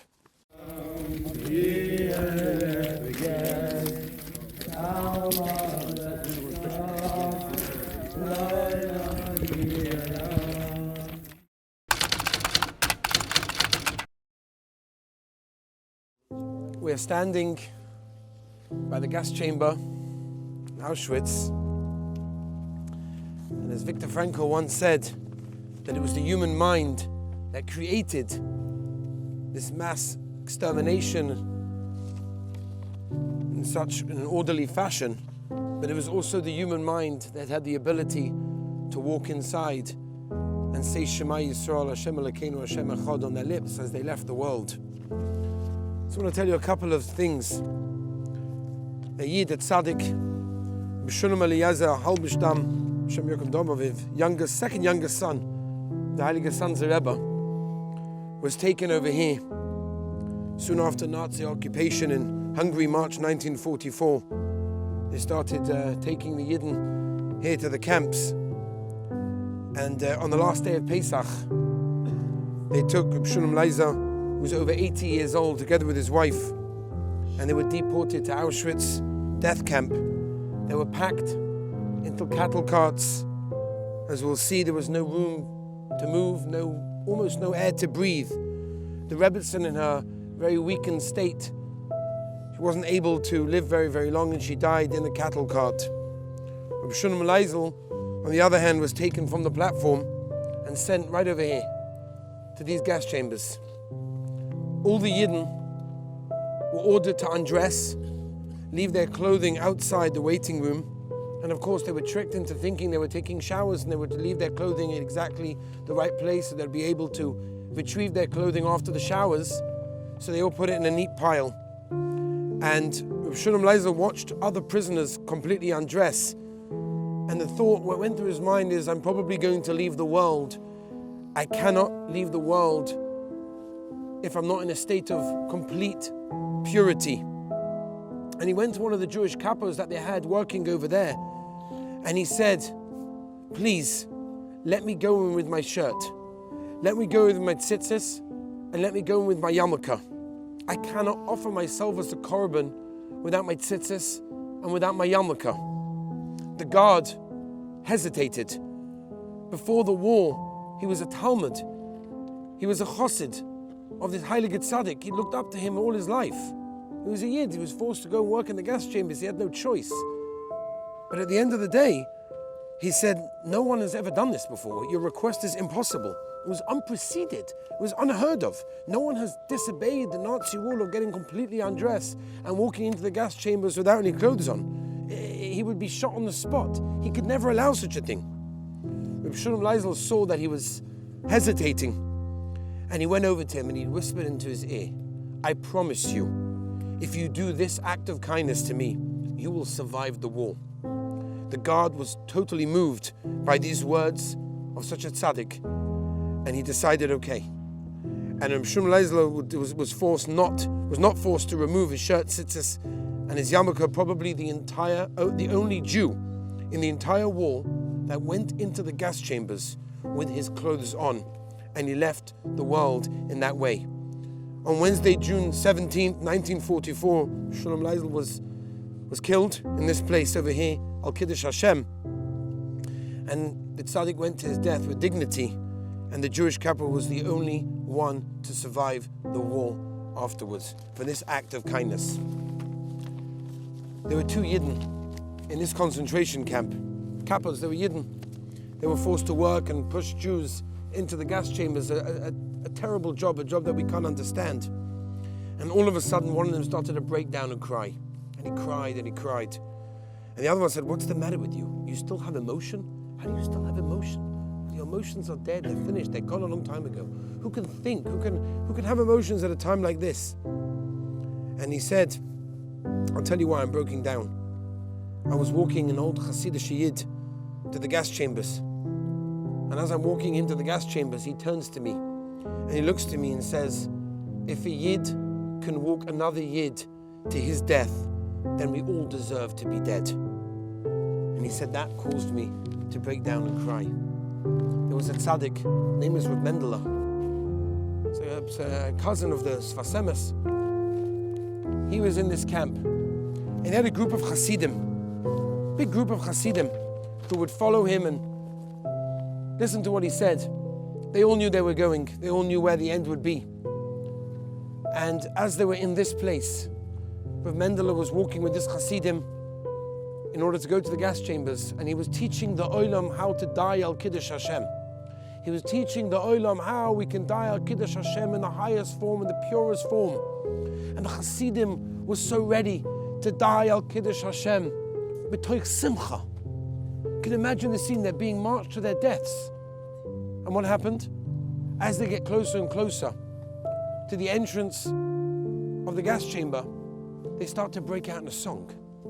They start to break out b'simcha. For them it was Simchas Torah, it was exciting. They were about to give their lives over to the Rebbe Shalom al Kiddush Hashem, one of the highest things that a person can do. And they started dancing. B'simcha, it was like Simchas Torah, they were dancing in a circle, mamish here by the entrance of the gas chambers. The Nazis couldn't take it. A bunch of Yidden were trying to break them down. And they've still got their emotions, they've still got their simcha, they've still got their dignity. They couldn't take it, they shouted, they screamed, "Stop, stop." But these Hasidim of Reb Mendele said, "No, we're already in the next world. We're already with the Rabbeinu Shalom. We're already having Hanof and the Ziv HaShechina. We're not stopping." The Nazis didn't know what to do. They needed to get them to stop. So you know what they did? They found a Yiddish baby. A Yiddish baby. Babies don't last long when they're born. They normally kill them straight away. They found a Yiddish baby. And they took this baby and they threw the baby in the middle of the circle as they were dancing. And all of a sudden the circle stopped. We're not trampling on a Yiddish baby. They stopped. Reb Mendele picked up the baby and he said, "Rabbi Say, how does the son know that he's doing a good job? The son knows that he's doing a good job if no one can look at the sun. It's too bright. They can't look at the sun. How do we know as Yidden that we're doing a good job? We have Tselem Elokim. Every single one of us has Tselem Elokim. And when the Nazis, Yamach Shemam the Zichron, cannot stand to look at the face of a Jew, then it means we're doing a good job." And they went to the gas chambers and they died al Kiddush Hashem with that dignity that we have at Tselem Elokim. And we were chosen by the Rebbe Shalom. And I'll leave you, Rabbi Say, with one last thought. A Yid, Rabbi Saul Klein, he was a Belzer Chassid. When he was Nifta, it was a Nicham Avelim, there was a Shiva. A Yid walked in who nobody knew what he was doing by the Shiva. This Belzer Chassid, Rabbi Saul Klein, was appointed by the Belzer Rebbe to be the Balkoya. And a Yid comes into the Shiva and he says to the people over there as they're sitting Shiva, he says, "I want you to know something. I came tonight to tell you that I am religious because of your father." That's what he told the children sitting Shiva for their father. And they said, "Who are you? We never heard of you. We know you had in contact with our father." She says, "I want to tell you. Many years ago, I was 16 years old and I arrived into Auschwitz. I was starving. There was nothing to eat. I went from garbage can to garbage can to garbage can just to get something. I was terrified of dying of starvation. And as I was walking around, I saw another young man, and that was your father. And he said to me, "What are you looking for?" And I said, "I'm starving. I need something. I'm going to find some scraps, some anything, whatever it is." So the man said, "And that was your father, I'm also looking for food, but I don't have any food to give you." And then he came closer to me and he said, "You know what I can give you? I can give you a hug." And he gave him a hug. He said, "Because I love you, because you're a Yid." And he said, "The only thing I can give you was a hug." And this man said, and he's sitting at the Shiva, he said, "I went through so much. I went through so much during the war, after the war, but I always remembered that hug. And I always remembered the embrace that you gave me. You couldn't give me anything, but you gave me your love. And that's what kept me going. And that's what kept my Yiddishkeit the way it is today. Rabbi Say, we have to understand and appreciate who we are, where we come from, the Mesiras Nefesh of the Yidden, what they did to wear a tzitzis, to wear a couple, to be able to die on Kiddush Hashem in the highest form, to be able to serve the Rebbe Shalom in any situation, however hard. And when we walk into this gas chamber, we should have those thoughts in our mind. And we should emerge as people who are proud to be who we are. We're here for a purpose, we're here for a goal. We have a mission to accomplish. Let's not forget what they went through. Let's not forget their tremendous Mesiras Nefesh for Yiddishkeit. And Be'ez Hashem, that will be the greatest Nakama.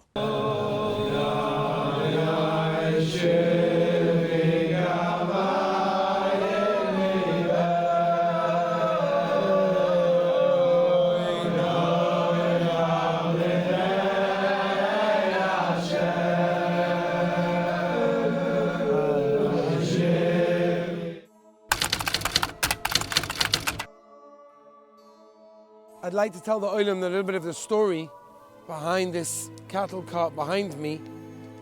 And there's a Yid, originally from Hungary, from Budapest. And then he moved to Australia. For 40 years, he was in Hungary, and he never heard of it, didn't hear from his father. His father went one day to a train station in Budapest, swallowed up by the world. Never heard of him, never heard of where he went, what happened to him, he knew nothing. Of course, the war happened after that time, so they didn't imagine anything good happened. But this man, Frank Lowy, and his mother and others survived the war and eventually went after the war and they emigrated to Australia. This man, Frank, had a son called Peter who went to work in LA. He was on holiday, it was Pesach. He took his family to a hotel in the middle of a desert, in the middle of nowhere. And he goes down one day to go get a newspaper from the lobby. The man behind the counter says to him, "You've ordered a newspaper?" He said, "Yes." "What's your name?" "My name is Lowy." "Lowy? Are you sure?" He says, "Yeah, I know, my name is Lowy." He said, "Where did you come from?" He said, "I'm coming from Australia." He said, No. Where do you actually come from? Where are your roots?" He said, "My original roots, Slovakia, Budapest. That's where the Mishpacha lived." This man behind the counter was in his 70s. He said, "Peter, I was with your grandfather at that train station when he was taken away in Budapest on the way to Auschwitz. I know what happened to him." Now remember, the family had no idea. They never heard from him. The father had gone, Frank's father, Peter's grandfather, had gone to the train station to get something, never heard of again. All of a sudden, they get information. They know what happened to him. So he said, "Peter, I want to tell you what happened to your grandfather because I was with him." The story goes like this.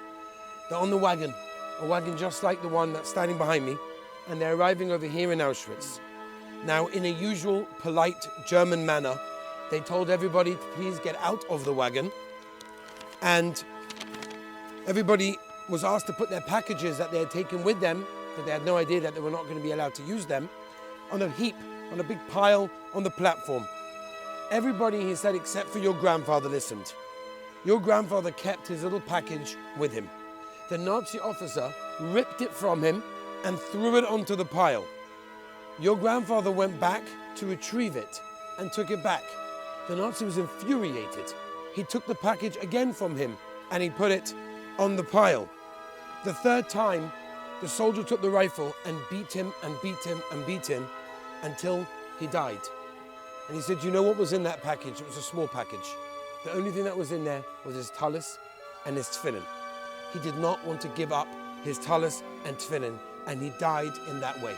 Now, I heard the story from Frank, because he's a cousin of mine, and he dedicated this cart. He dedicated together with the chief rabbi of Israel, Rabbi Lau. They were here together. He had it restored, and he put it over here. It was the only one, as far as I know, that was allowed to come back inside. And he had it dedicated over here. And in fact, as Frank told me, they took the tefillin that belonged to his father with the chief rabbi of Israel, and they put it inside this very, very wagon. I have pictures of it, of him here together with it open, and they closed it and they locked it. Now, Frank told me this whole story. And he told me many stories about the Mesiras Nefesh of his mother who lit candles on Friday night, which was an incredible act of Mesiras Nefesh. I'm sitting with him in his beautiful apartment in Tel Aviv. I went to him before we first came a few years ago with Yeshiva. I wanted to talk to him about his experiences. And he's telling me this story. And what's going through my head? What's going through my head is your father gave up his life for talis and tefillin. Frank is no longer a religious man, and we never judge anybody. We don't understand what they went through. We never judge anyone. But it was going through my head. Like, come on, your father gave up his life for tefillin. You don't think you should put on tefillin? That was what was going through my head. Obviously, I didn't say it, but then he came up with it. He said to me, I want to tell you, this happened just 4 years ago. I was sitting in his apartment in Tel Aviv. He said to me, he was sitting by his chiropodist, a Taimani Yid, who heard the story, and he said, Frank, I don't understand. Your father was Moisei Nefesh's life for tefillin. Don't you think you should put on tefillin? And Frank said, you know something? You're absolutely right. And from that day onward, he started to put on tefillin. That is the story that goes on here, and how we dedicated this card.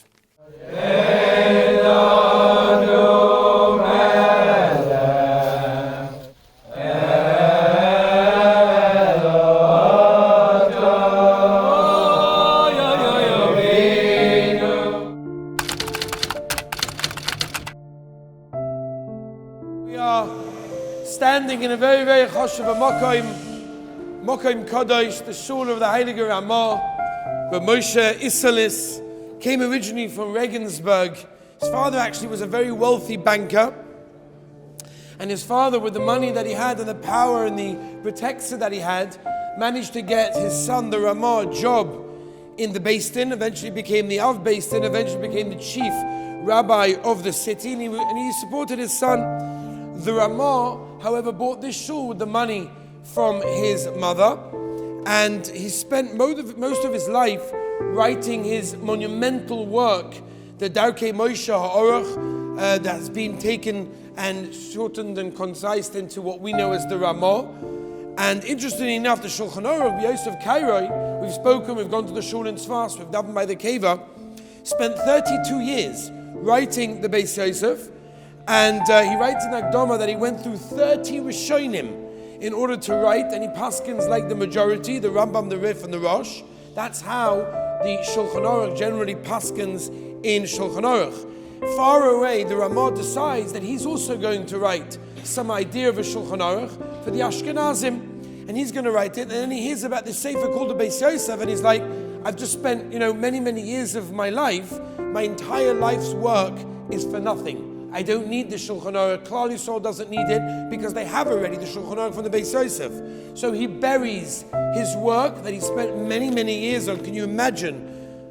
And I know what it's like to write Sforim. Just imagine you write, say, for years and years and years, and somebody else did a similar job. So you're like, okay, it's not like mine is better. No way. I'm going to bury it because the Beis Yosef is the Beis Yosef. Then he decides he's going to add additions to the Shulchan Aruch, and it's what the Rama is, and he adds in the psak that was generally mukubal by the Ashkenaz Kehila, based on the Maram and the Maril. Generally, by the way, the Maril and the Trumas Hadeshen both recorded the minhagim of the Ashkenazim, because they were very, very makbid that the minhagim of Klal Yisrael always stay. And the Rama almost always, when he paskins a shaila in the Rama, it goes with either the Trumas Hadeshen or the Maril, whereas the Shulchan Aruch went through the general Rishonim of who the greatest ones and who the main ones that he went on. Now it's interesting to know that even though the Rama is no longer alive, we should know that the Rama is still the Rav in Krakow, and he's still the Moed Asra of the Ashkenazim, right? Yotzim B'Yad Rama,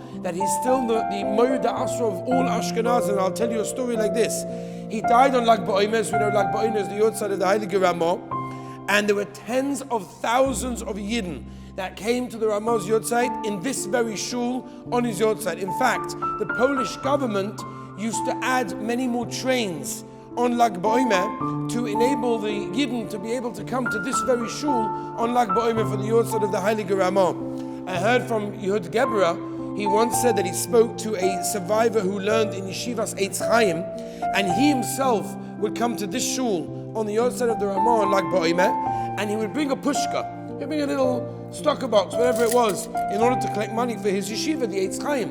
And he said he was here like Ba'omer, and he said within a couple of hours he could fill 10 of these with the amount of Yidden that were here in this shul. So you can imagine there were thousands and thousands of Yidden in this very shul on Lag Ba'omer. The Sefer Netta Gavriel, we have in Yeshiva, brings down that the minig for many years in Krakow was that the Rav would go into the shul on Lag Ba'omer, the outside of the Rama, would stand probably around over here, and he compiled a list throughout the year of all the shilas that people had on the Rama. They didn't understand why Paskin Dazoi, they didn't understand why Paskin Dazoi.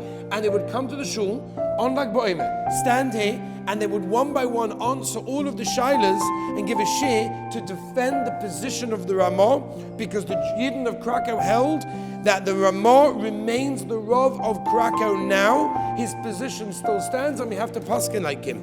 Ad kedei kach that when the Hasidim entered Krakow, for example, the Heilige Ma'or V'Shemesh came over here, and they opened up Hasidic Minyan in Krakow, whatever it was. But whenever the Hasidim would daven in the Ramah, they daven Nusach Ashkenaz, because they held that the Ramah Shul, the Ramah is still Murda Asra, he's still the Rav of the Shul, he's still the Rav of Krakow. Now, if you look over here, there's a little plaque over here that says that it's Mukubal, that was the Mokoim that the Ramah stood and was Mispalel to the Rabbeinu Shalom. So Rabbi said that Mokoim over there is a very choshev Mokoim that perhaps we should spend a minute or two ourselves.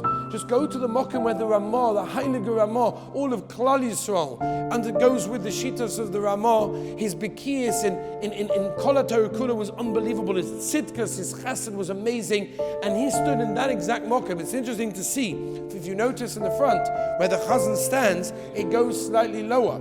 And that comes from the Posuk in Tehillim, Mimama Kim Koresicha. We say it many times in Tehillim, that we call from the Rabban Shem from a low place, from the depths. And therefore that's the halacha, as is done in the Ramah Shul, that the Chazan stood on a place that's slightly lower than the rest of the Shul, because he's calling from the Rabban Shem Mimama Kim. Rabbi Sai will maybe spoke about the Ramah by the Keva, by the Tzin of the Ramah, but we should understand we're in a Mokum that the Ramah himself davened, and Be'ez Hashem we should be mispal on all our tefillahs should be answered the Tova.